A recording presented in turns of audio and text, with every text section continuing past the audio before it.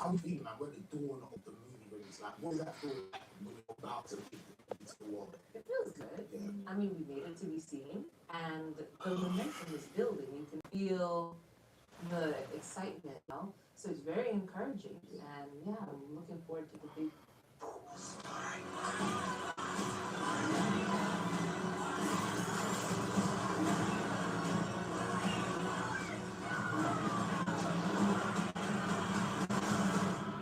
Is there nerves, Danai, with a sequel?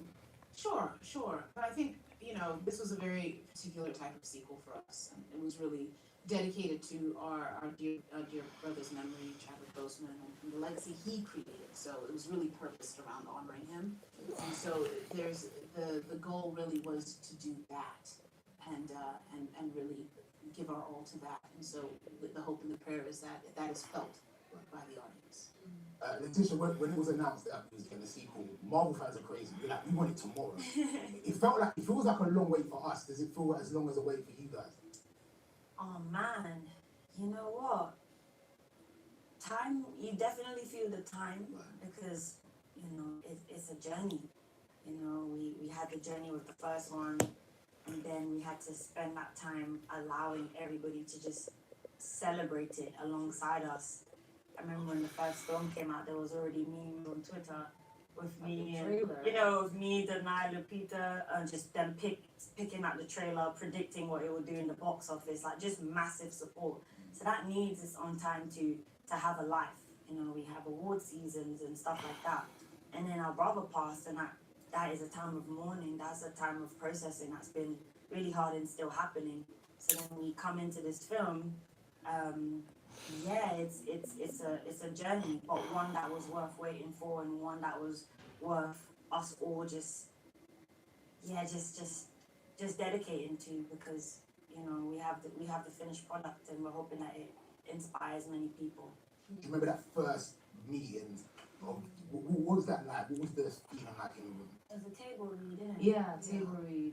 I remember it was awkward because, COVID, you have to be 6 feet apart. I mean, it was so different from the first time, right? Where it was just like, we were able to just immediately. Couches or something in the first one. Yeah, we had couches, it was laid back. Now it was like 6 feet apart, and in this big room.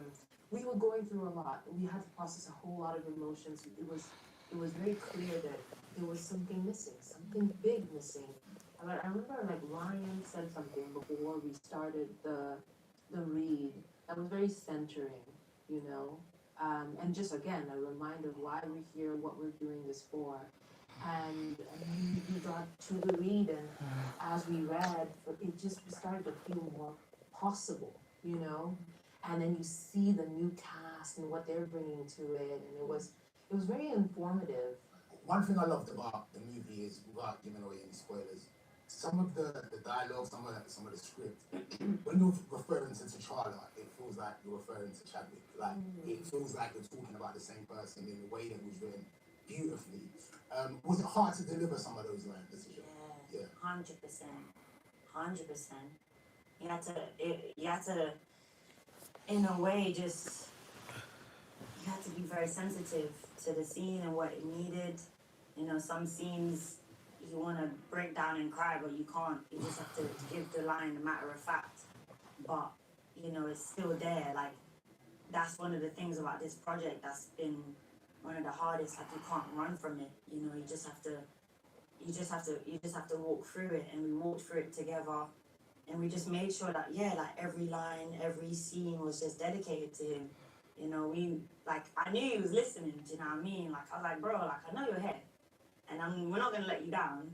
And just in the ways in which we delivered those lines and did those scenes with each other, especially scenes that were really comforting, or,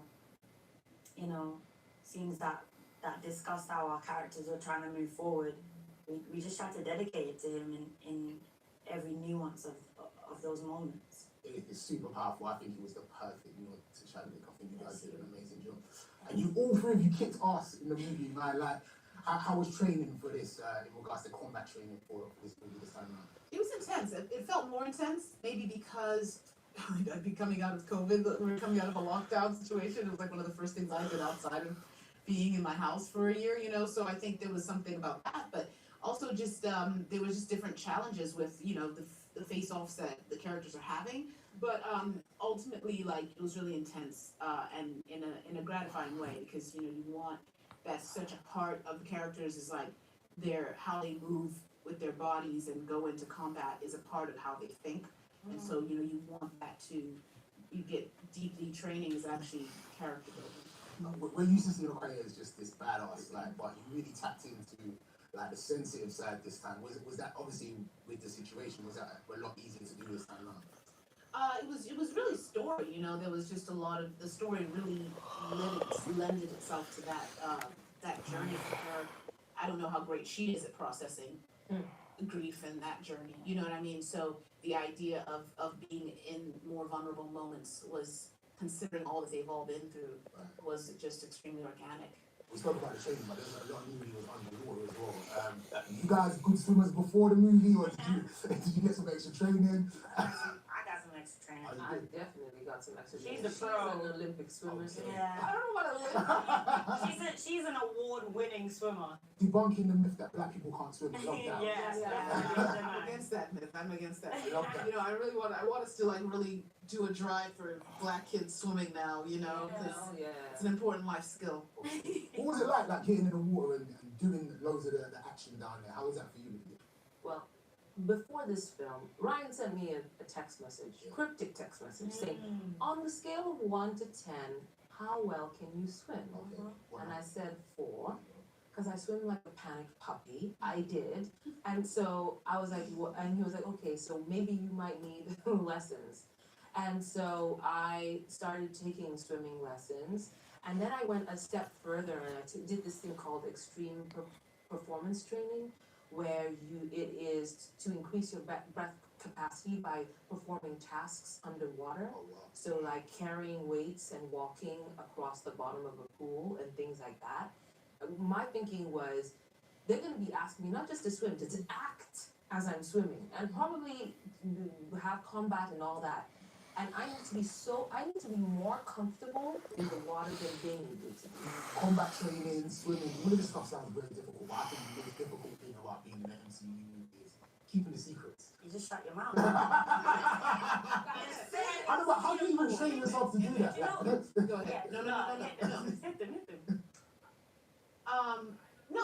All I was gonna say was, it's just been too much work. Right. So why would you want to spoil it? Like, you just don't want to. Everybody has that one person they trust, though. Whether it's your best friend or your partner. Are you not like, you don't want to just give them a little piece or... Why? I don't know. How would it help them? I don't want to know. You know the real don't wanna friends? know The either. real friends are the ones that's like, don't tell me nothing. Yeah. So you're so excited to share, like, yo, you don't wanna know something like that. And they're like, bro, shut up, get out, leave me alone, don't even change the subject. Yeah. Like, those are the best friends. It feels so good to have a secret. I love having a secret. In fact, I'm a little sad that very soon everyone will know my secret.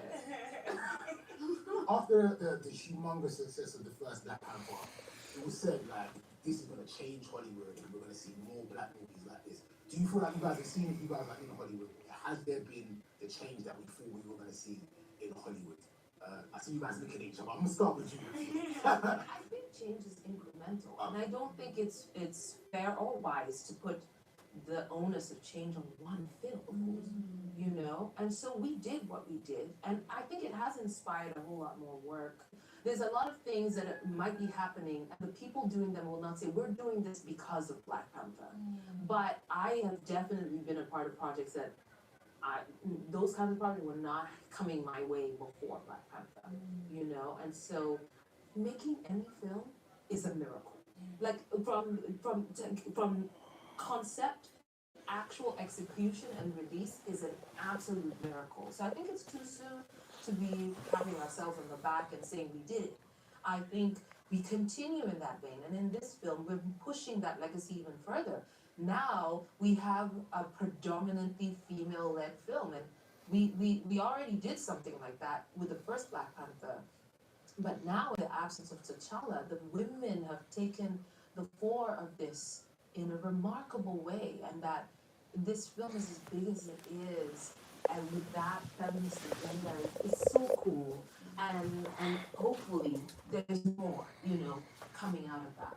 I think Black Panther has been a positive influence on the industry. But there is work to be done, and let's do it. One thing I've always wanted to know while watching Black Panther 1 and this one is like, it's a movie set in Africa. What are Disney feeding you guys on catering? Why are we like, what's going on? Are we getting some African food? Are we getting some like Straight for the kill. what are we eating on set? We all have different palates. I And will that's say. that, Really? our rules are pretty strict. So they know Yeah. that they know pounded yam or no joke. No, there was a restaurant nearby. Yeah, we Is it did. Ike's or Ike's? Ike's. Yeah. And Ghanaian Atlanta. and Nigerian food. And so Yeah, I you got really mine. had an irking. Yeah, I got my jello fries in Yeah. in Yeah.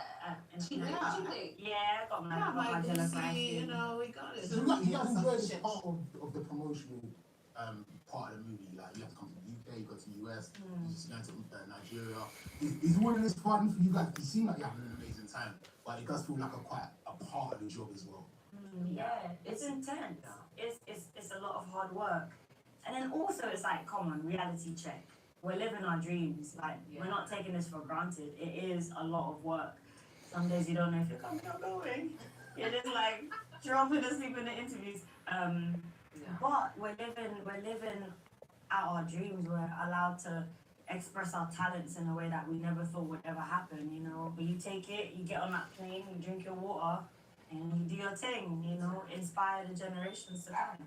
Obviously, there's so many different messages that you can just grab out of this film and lines where you're like, well, that relates to what's going on in Africa today and that relates to what's happened before. How important is it for you guys to be involved in a movie that also has messages and is not just a fantasy superhero movie? I don't think any of us would be involved if it didn't have that factor involved. You know what I mean? Like the idea of something that's rich and purposed and meaningful and thoughtful and connected to who we all are and things that need to be said, things that need to be reflected back to society, and things that we need to aspire to. Those are the sort of projects I think we all seek, and I think we're all, I can speak for, I think all three of us really, I can say we're all quite picky. So, it has to involve those things, and we always know with Ryan, it just will. There's just no question. I love Ryan's accent, man. Whenever I hear him speak, he sounds like a rapper from the West Coast. He's like, what is he like on set? Same. Really? Down to earth, man. His references to basketball and sports, and he's trying to give us an example of what the scene will feel like. I'm so impressed by how he's been able just to remain himself, and he inspires us to be true to ourselves as well. Is it even fair to start talking about Black Panther 3, or do I just leave that alone? I'm sure is it even fair, has pen been to paper yet? Have there been conversation? Is he writing already? He's always plotting, bro. Who knows? But Marvel doesn't tell us Do they anything. not? No, they don't tell us. we just come to work. Sometimes we look at each other suspiciously, like, do you know something like that? So no, we don't know. There's moments where there's just like loads of crew and cast members everywhere. Like they just feel like you guys are having a party, and even in the morning, it felt really African to me because you don't really mourn in that way. In a sad way, we celebrate life. What were those moments like when everybody was really celebrating and partying together? The best I can share is just the pockets of joy.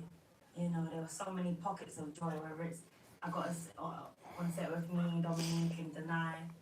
This particular scene is just pockets of joy, man. Just literally like falling over with laughter. I can't finish the scene. Like Ryan's coming in, like just holding his belly at the fact that we're just having so much fun in the scene.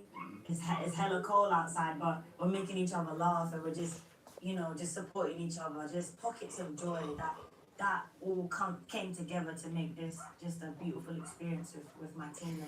And then I think on this film, for me, I just realized, I knew it on the first film, but I was just, little sister and, getting warmed up into it. They had many years together, but in this film, I felt really loved, and like I really have a family here. No matter how many times you come back to do this, or or where life takes us. I definitely have a family, so that's what I've experienced with these beautiful people. You guys did an absolutely amazing job. It's a perfect sibling to Chadwick, man. I do want to say this. I interviewed Chadwick for 21 Bridges. Yeah, it was probably one of his last interviews in the UK. And I said to him, we're so proud of Tish. And his response was, look, this guy's the limit. I think she has everything. You know, she has the grit that you need to play any character. She has the innocence that you need. There's no limit. I just can't wait to see what she does. Thanks, Yeah, bro. he's the man. Thank you very much, guys. It was absolutely awesome. I loved the movie, and I know everyone else will. Thank you very much, guys. Thank you.